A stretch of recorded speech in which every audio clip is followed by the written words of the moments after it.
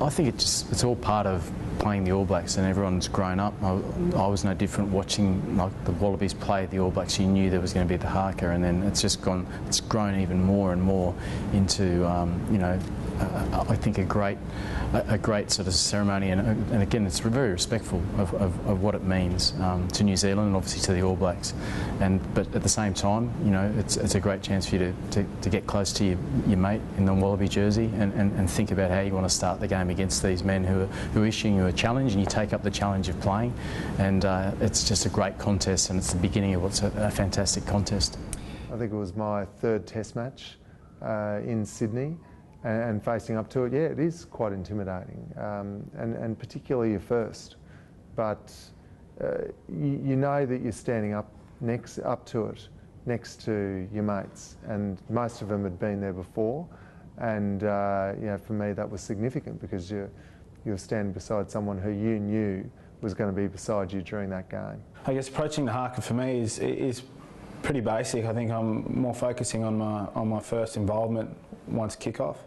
Obviously I like to absorb a little bit of the energy of the atmosphere and respect the HAKA, but I don't really get too carried away with what's going on. It's more the thoughts and the preparation of post kick-off. Yeah, it's pretty emotionally charged, and you feed off that. You know, it's imposing, but at the same time, it's something that can really fire you up, and you know, really sort of get the hairs on the back of your neck firing, and it's good for us. You know, we enjoy it, we respect it, but we also enjoy being able to go into that very next, you know, the kick-off after such an emotionally charged sort of start to the game.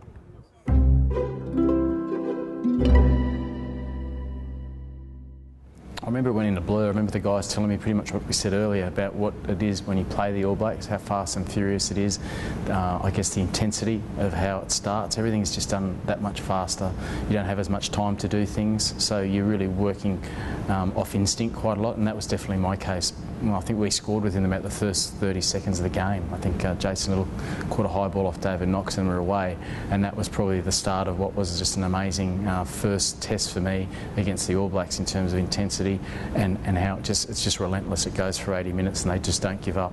They will play at that level and attempt to play at that level for 80 minutes. So yeah, that was my first experience, and I loved every minute of it. It was just a step up from what we had experienced up until that point, and I just remember the scrums, the rolling mauls, you know, it was all just that. The intensity, the pace of it was a greater challenge. And you know, really, I just turned 21, you know, very young in the team. You know, you're just running around trying to go as hard as you can so you weren't made to look stupid. And you know, that was my main goal that day, not to look stupid. And we ended up winning that day.